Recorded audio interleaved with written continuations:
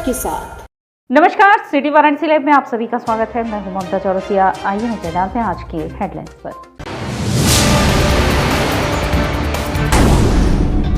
विद्युत मजदूर पंचायत के बैनर तले भेलपुर अधिशासी अभियंता कार्यालय पर प्रदर्शन। किसान आंदोलन में शामिल मारुति मानव पहुंचे वाराणसी। बीएचयू सिंह द्वार पर किया गया भव्य स्वागत। दी बनारस बार एसोसिएशन के वार्षिक चुनाव हेतु मतदान का कार्य गहमा गहमी के माहौल में संपन्न।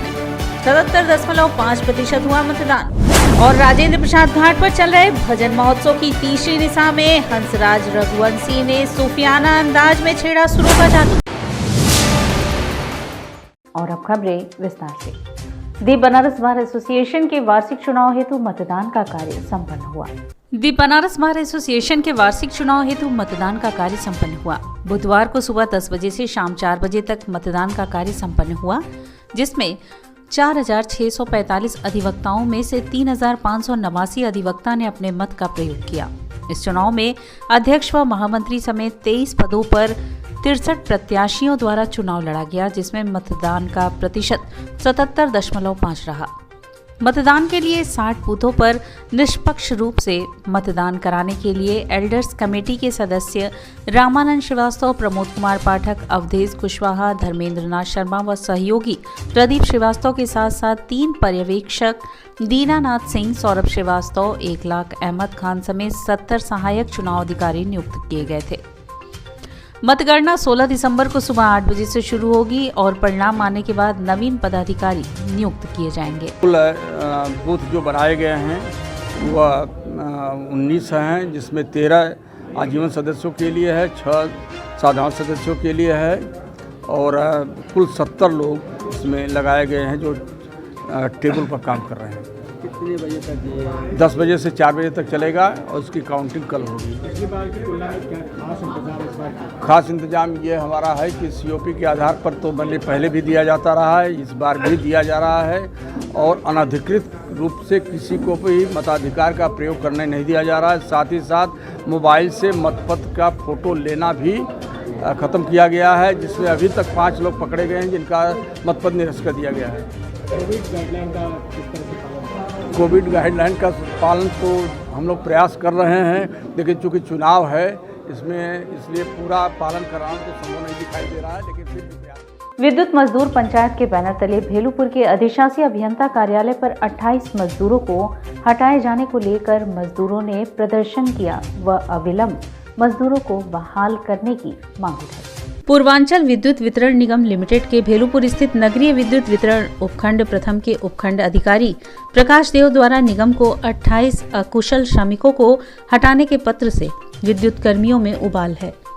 बुधवार की सुबह से नगरीय विद्युत वितरण उपलब्ध प्रथम के अधीन 2 उपकेंद्रों 33/11 केवी शंकुलधारा और 33/11 केवी भेलुपुर के सभी 134 कर्मियों ने अधिशासी अभियंता कार्यालय के समक्ष प्रदर्शन करना शुरू कर दिया है। इनकी मांग है कि इन 28 कर्मियों जिनको हटाने या स्थानांतरित करने का पत्र उपखंड अधिकारी ने दिया है, उन्हें अविलंब बहाल किया जाए। यह प्रदर्शन विद्युत मजदूर पंचायत के बैनर तले चल रहा है।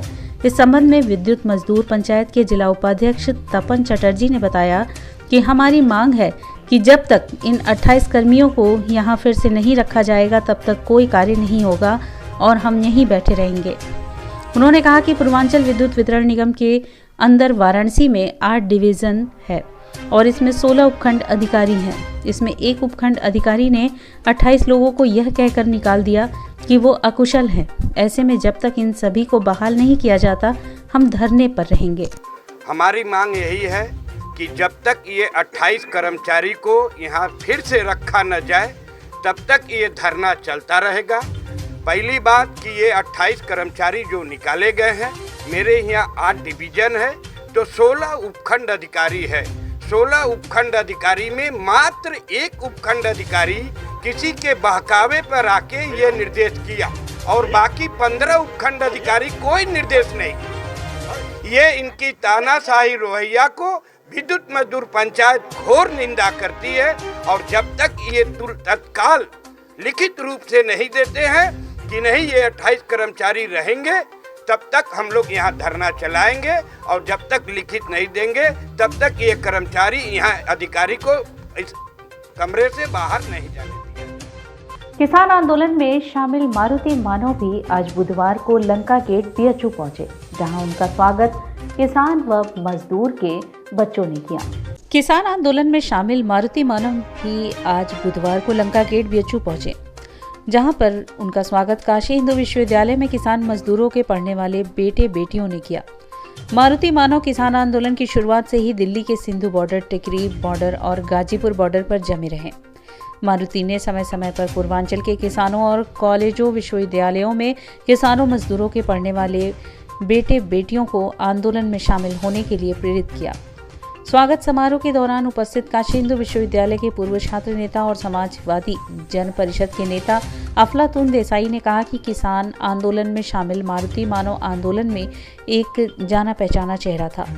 मारुति मानव अपने कर्मों और मेहनत से संयुक्त किसान मोर्चा के सभी बड़े बड़े किसान नेताओं का विश्वास जीते।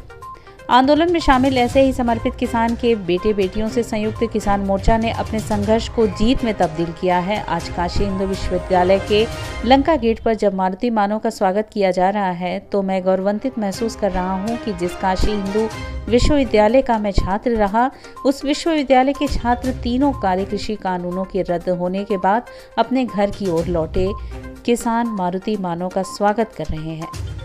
काशी हिंदू विश्वविद्यालय के गेट पर मारुति मानव का स्वागत यह साबित कर रहा है कि किसान आंदोलन किसी विशेष क्षेत्रों के किसानों का आंदोलन नहीं था, बल्कि पूरे भारत का आंदोलन था। इस आंदोलन में पूरब से पश्चिम और दक्षिण से उत्तर सब जगह के किसान मजदूर शामिल थे। इस अवसर पर बीएचयू के ही पूर्व छात्र नेता चौधरी राजेंद्र ने कहा कि किसान और किसान आंदोलन ने देश के लोकतंत्र को बचाने का काम किया है और लोकतंत्र बचाने की लड़ाई में मारुति मानव अपने जीवन के बहुमूल्य समय दिए हैं। इसलिए महामना के पावन धरती एवं बीएचयू के लंका गेट पर इनका स्वागत करते हुए हमें बहुत खुशी हो रही है। किसानों का आंदोलन थोड़ी देर के लिए स्थगित हुआ, समाप्त नहीं। एमएसपी और अन्य समस्याओं को लेकर अपनी लड़ाई जारी रखेंगे। किसानों ने अपनी जिद और उम्मीद से तानाशाही सरकार को अपने आगे नतमस्तक किया है, देश के लोकतंत्र को बचाया है। ऐसे में मारुति का स्वागत जायज है।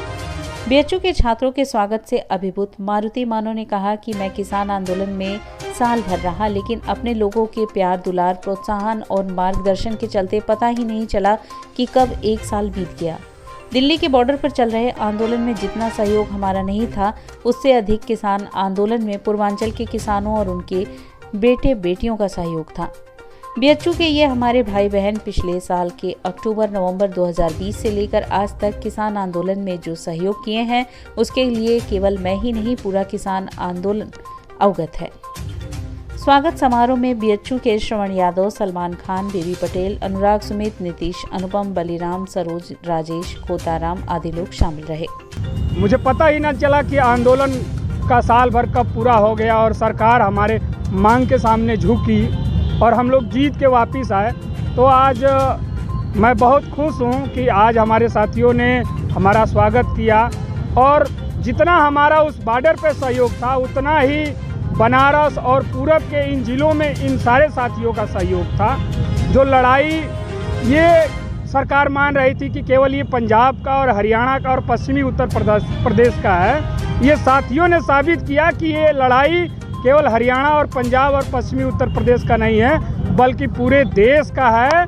और पूर्वी उत्तर प्रदेश उसमें बड़ी भूमिका निभाई। पूर्वी उत्तर प्रदेश जहाँ से बनारस जो प्रधानमंत्री का लोकसभा क्षेत्र है, वहाँ से बड़ी तादाद में किसानों की भागीदारी रही और लगातार किसान उस आंदोलन में शामिल रहे। एक निष्ठावान समर्पित सिपाही जो काशी विश्वविद्यालय से जिन्होंने राजनीतिक जीवन का शुरुआत किया और आंदोलन में पूरा समय रह करके जितने मोर्चे दिल्ली में लगे हुए थे, उन मोर्चों में ये मारुति मानव एक जाना पहचाना चेहरा था, एक सक्रिय नौजवान था और पंजाब से भी जो लोग आए थे उनके आंखों का तारा मारुति मानव था।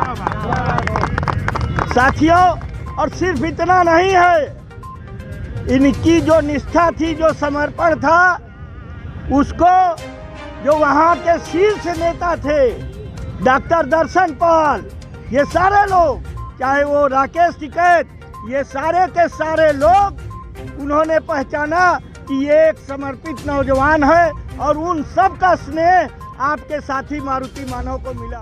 श्री काशी विश्वनाथ धाम यात्रा के तहत 17 दिसंबर को बनारस में महापौर सम्मेलन का आयोजन होगा, जिसमें पीएम मोदी वीडियो कॉन्फ्रेंसिंग से सम्मेलन की शुरुआत करेंगे। श्री काशी विश्वनाथ धाम यात्रा के तहत 17 दिसंबर को बनारस में महापौर सम्मेलन आयोजित होने जा रहा है।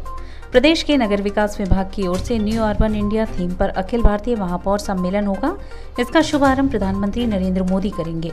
वे वीडियो कॉन्फ्रेंसिंग के माध्यम से कार्यक्रम से जुड़ेंगे। इस संदर्भ में बुधवार को एक प्रेस वार्ता कर प्रदेश के नगर विकास मंत्री आशुतोष टंडन व मेयर मृदुला जायसवाल ने बताया कि सम्मेलन में शामिल होने के लिए 225 शहरों के महापौर को निमंत्रण भेजा गया है। अब तक 125 शहरों के महापौर ने आने की सहमति जताई है। नगर निगम वाराणसी आयोजन की जिम्मेदारी संभाल रहा है। बड़ा लालपुर स्थित पंडित हस्तकला संकुल में आयोजन किया जाएगा। कार्यक्रम में मुख्यमंत्री योगी आदित्यनाथ, केंद्रीय मंत्री आवासन और शहरी कार्य व पेट्रोलियम एवं प्राकृतिक गैस मंत्रालय हरदीप सिंह पुरी, नगर विकास मंत्री आशुतोष टंडन के अलावा अध्यक्ष अखिल भारतीय मेयर काउंसिलिंग नवीन जैन उपस्थित रहेंगे। उत्तर प्रदेश की अमृत नगर पालिकाओं के अध्यक्षगण, स्थानीय जनप्रतिनिधिगण व सम्मानित प्रबुद्धगण तथा विभिन्न योजनाओं के लाभार्थी भी प्रतिभाग करेंगे। देश के 4800 स्थानीय निकायों के अध्यक्षगण, पार्षदगण व अधिकारीगण भी वर्चुअल माध्यम से जुड़ेंगे और प्रधानमंत्री नरेंद्र मोदी का उद्बोधन सुनेंगे। अखिल भारतीय महापौर सम्मेलन में भारत सरकार के आवासन और शहरी कार्य मंत्रालय द्वारा न्यू अर्बन इंडिया थीम पर प्रस्तुतिकरण व लघु फिल्म का प्रदर्शन किया जाएगा। नगर विकास विभाग उत्तर प्रदेश में शहरी अवसर और विकास पर आधारित लघु फिल्म का प्रस्तुतिकरण किया जाएगा। वाराणसी स्थानीय प्रशासन व स्मार्ट सिटी वाराणसी की ओर से भी लघु फिल्म प्रदर्शित की जाएगी। 17 तारीख को काशी में अखिल भारतीय महापौर सम्मेलन हो रहा है। देश भर के जो निर्वाचित महापौर हैं उनको आमंत्रित किया गया है और 100 से अधिक सम्मानित महापौरों का आने के कार्यक्रम भी प्राप्त हो चुके हैं। कल 16 तारीख को प्रातःकाल से उनका आना शुरू हो जाएगा और दोपहर बाद तक लगभग सब लोग आ जाएंगे। परसों 17 तारीख को प्रातःकाल 9:45 पर नगर विकास विभाग द्वारा लगाई गई एक प्रदर्शनी का उद्घाटन माननीय मुख्यमंत्री श्री योगी आदित्यनाथ जी और माननीय केंद्रीय नगर विकास मंत्री श्री हरदीप सिंह पुरी जी उद्घाटन करेंगे। 3 दिवसीय ये प्रदर्शनी 17, 18, 19 TFC में लगेगी और 17 तारीख को जो महापौर सम्मेलन में प्रतिभाग करने वाले महापौर गण हैं वो उसका अवलोकन करेंगे। 18, 19 को प्रदर्शनी सबके लिए खुली रहेगी, सब लोग जाकर वहां पर देख सकते हैं। 17 तारीख को प्रदर्शनी के उद्घाटन के बाद 10:30 बजे महापौर सम्मेलन का उद्घाटन सत्र शुरू होगा जो लगभग 1 घंटा चलेगा। माननीय मुख्यमंत्री श्री योगी आदित्यनाथ जी, माननीय नगर विकास मंत्री केंद्रीय सरकार श्री हरदीप सिंह पुरी जी उसमें उपस्थित रहेंगे और आदरणीय प्रधानमंत्री जी का वर्चुअली उद्बोधन होगा। और यहाँ वक्त उछला है एक छोटे से ब्रेक का। मिलते हैं ब्रेक के बाद। वाराणसी लाइव, सच के साथ। Best fundamental lab, best faculty, best placement set. We are proud to be a student of JDSN. I am a student of Jeevandeep Mahavidyalaya. I am proud of Mahavidyalaya for excellent faculty, best support and best infrastructure and best placement. Best fundamental lab, best faculty, best placement set. We are proud to be a student of JDSN. I am a student of Jeevandeep Mahavidyalaya. I am proud of Mahavidyalaya for excellent faculty, best support and best infrastructure and best placement. हम तोड़ेंगे ये सन्नाटा, करेंगे बात आपकी, बात बना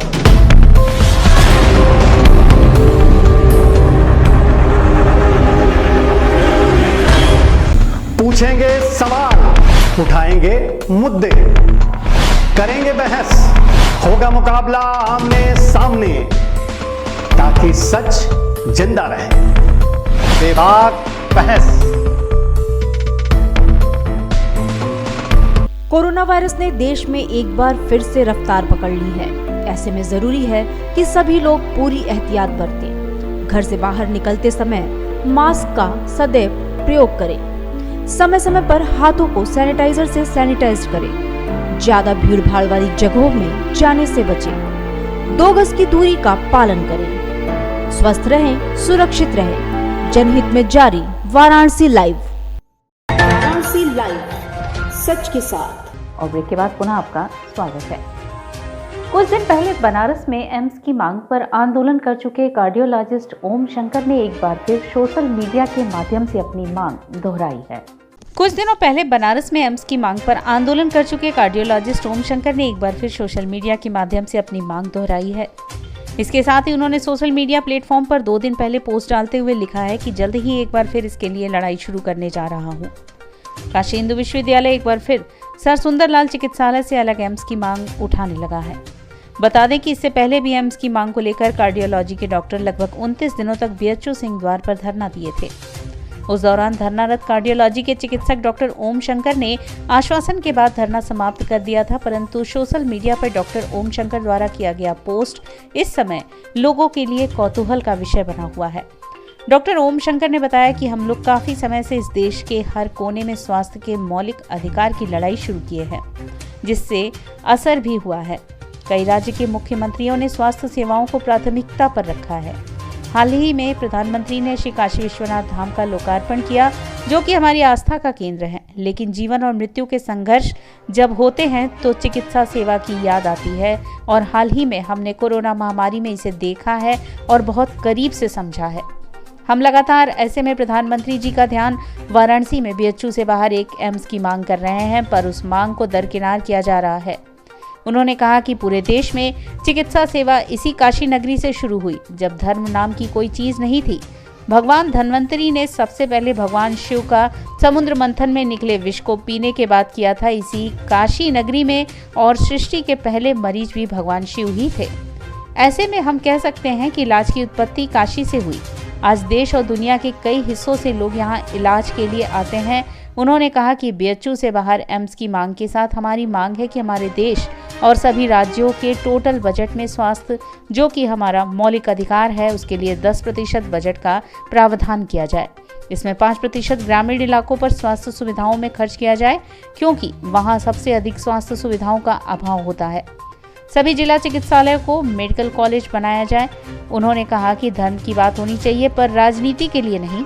बुधवार को मीडिया ने उनके पोस्ट को लेकर बातचीत किया तो उन्होंने अपनी बातों को विस्तार से बताया। और प्रधानमंत्री जी के होते हुए अगर वो एक एम्स नहीं दे सकते हैं तो हम कैसे समझे एक नागरिक होते हुए, खास करके जब हमने कोरोना की एक महामारी को, दो महामारी को, उसके 2 वेव को झेल चुके हैं हमारी जनता, और आगे फिर तीसरी वेव की संकट जो है वो हमारे बच्चे, वृद्ध और हर लोग आज भी उस संकट से उबर नहीं पाए हैं।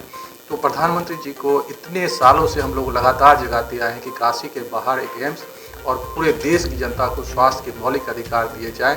वही हमारा संघर्ष जो है सालों से जारी है, अभी भी जारी है, और तब तक जारी रहेगा जब तक कि हमारी ये 2 मांगे जो महत्वपूर्ण है, यानी कि काशी की जनता के लिए बनारस हिंदू यूनिवर्सिटी के बाहर एक बड़ा एम्स, और आम जनता जो पूरे देश की जनता है उसको स्वास्थ्य के मौलिक अधिकार मिलने चाहिए। उसमें करना क्या क्या है, आपको स्वास्थ्य के बजट चाहे केंद्रीय हो या राज्य स्तरीय हो, उसका टोटल बजट कम से कम 10% होना चाहिए टोटल बजट का स्वास्थ्य के ऊपर खर्च, जो आज बिल्कुल भी वैसा नहीं है। दूसरी बात हमने कही थी कि जितने भी इस देश के अंदर सरकारी अस्पताल मतलब मेडिकल कॉलेज हैं, वो सारे मेडिकल कॉलेज को एम्स लाइक इंस्टीट्यूशन में कन्वर्ट हो जाना चाहिए। हर 3 से 5 करोड़ आबादी पर एक एम्स की स्थापना की जानी चाहिए। जितने भी डिस्ट्रिक्ट हॉस्पिटल हैं पूरे देश के अंदर, वो सबको मेडिकल कॉलेज में कन्वर्ट किए जाने चाहिए। प्राइमरी और सेकेंडरी हेल्थ सेंटर जो है उसको मजबूत किया जाना चाहिए, और जो 10% का बजट जिसकी बात हम कर रहे हैं, चाहे वो राज्य स्तर पर हो या केंद्रीय स्तर पर हो, उसका 5% जो है वो प्राइमरी हेल्थ सेंटर, जो कि गांव-गांव के जो असली बीमारी जहां लोग परेशान होते हैं और इलाज के लिए सुविधाएं नहीं है, ज़्यादा से ज़्यादा नागरिक रहते हैं, उन पर खर्च किए जाने चाहिए, उनको मजबूत किए जाने चाहिए। और 2 से 3% जो है सेकेंडरी हेल्थ सेंटर्स पे खर्च किए जाने चाहिए और 2 से 3% जो है टर्सरी हेल्थ केयर एम्स और एम्स लाइक इंस्टीट्यूशन के लिए खर्च किए जाने चाहिए। इस देश का मसला चुनाव का, धर्म और आस्था हमारा निजी मसला होता है, लेकिन चुनाव का जो राजनीतिक मसला होना चाहिए, स्वास्थ्य, शिक्षा, कृषि, व्यवसाय, व्यापार, सड़क, बिजली, पानी, ये होना चाहिए। जब तक इस देश की जनता स्वास्थ्य, शिक्षा, महंगाई, भ्रष्टाचार, गरीबी, इनको फोकस नहीं करके धर्म के आधार पर चुनाव में मतदान करेंगे, इस देश की जनता हमेशा ही गरीब और प्रताड़ित रहेगी। हम लोग को धर्म बहुत अच्छी बात है, हम जरूर भगवान में आस्था रखते हैं, सब अपनी अपनी सबकी आस्थाएं हैं, उस पर आस्था रखनी चाहिए, लेकिन वोट देने समय अपने नेताओं से पूछना चाहिए कि क्या आप मेरे लिए अस्पताल बनाओगे कि नहीं बनाओगे, हमारे लिए शिक्षा के कितने विश्वविद्यालय आपने बनाए और आगे बनाने वाले हो, कौन कौन सी सड़कें हमारे लिए आपने बनाया, क्या आपने रोजगार हमारे लिए कौन कौन से उत्पन्न किए, सृजित किए, हमारे लिए महंगाई और भ्रष्टाचार इसको आपने कितना कम किया, हमारे जो अपॉर्चुनिटी है, क्या सबको एक समान विकसित होने के समाज में अवसर आप दे रहे हैं, या अवसर की असमानता है उसको खत्म करने के दिशा में करना चाहिए।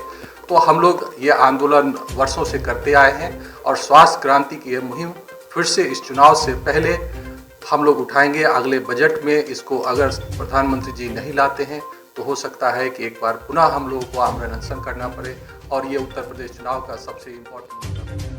श्रीनगर आतंकी हमले में शहीद जवानों के लिए कांग्रेस नेताओं व कार्यकर्ताओं ने मंगलवार को भारत माता मंदिर में श्रद्धांजलि सभा का आयोजन कर दीप प्रज्वलित किया। श्रीनगर आतंकी हमले में शहीद जवानों के लिए कांग्रेस नेताओं और कार्यकर्ताओं ने मंगलवार को दीप जलाए। भारत माता मंदिर में आयोजित श्रद्धांजलि सभा के दौरान जिला और महानगर कांग्रेस कमेटियों के पदाधिकारियों के साथ कांग्रेस के वरिष्ठ नेता उपस्थित रहे। श्रद्धांजलि सभा के दौरान कांग्रेस के वरिष्ठ नेता और पूर्व मंत्री अजय राय ने कहा कि श्रीनगर के पंथर चौक इलाके में आतंकी हमले में 2 जवान शहीद हुए, जबकि 12 जवान घायल हुए हैं।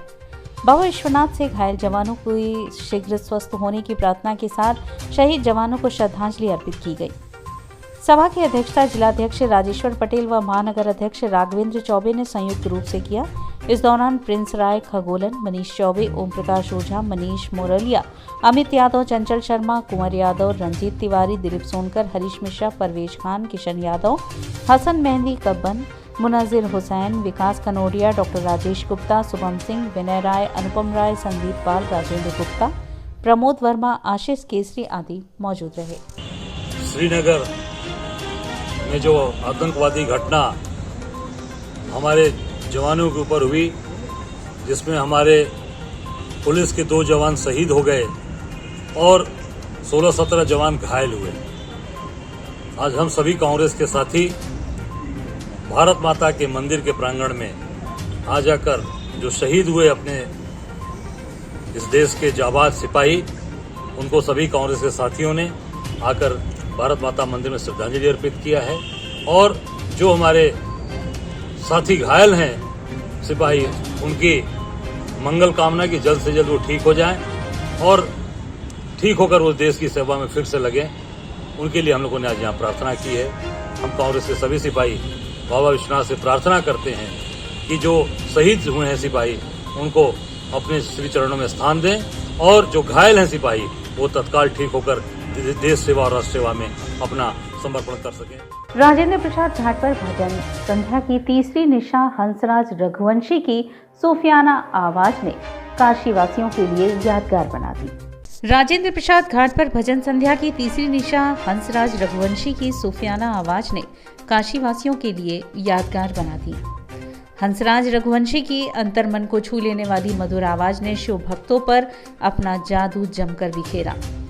रघुवंशी से भगवान शिव को समर्पित भजनों की एक से बढ़कर एक प्रस्तुतियां सुनकर श्रोतागण पूर्ण रूप से शिवमयी हो गए। धर्मार्थ कार्य विभाग और सांस्कृतिक विभाग के संयोजन में आयोजित भजन संध्या की शुरुआत हंसराज ने शिव शिव शंकरा से की और दर्शकों की मांग पर जब उन्होंने मेरा भोला है भंडारी गाना शुरू किया तो आराधना के स्वर जमीन से आसमान तक एकाकार हो उठे। इसके बाद जब उन्होंने शिव समा रहे मुझ में मैं शून्य हो रहा हूँ, क्रोध को मैं भस्म कर रहा हूँ की धुन छेड़ी तो हर किसी के अंतर्मन के विषाद मिट गए।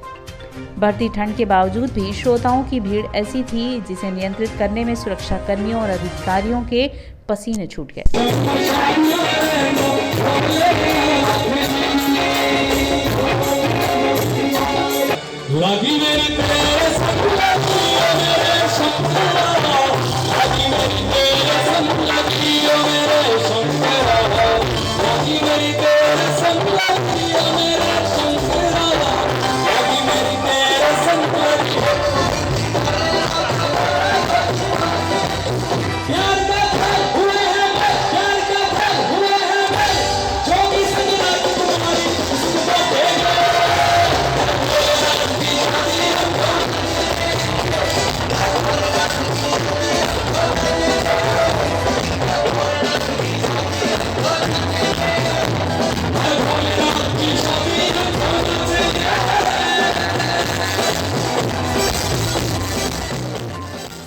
और इसी के साथ सिटी वाराणसी लाइव का यह प्रसारण यही समाप्त होता है। ममता चौरसिया को दे इजाजत। नमस्कार।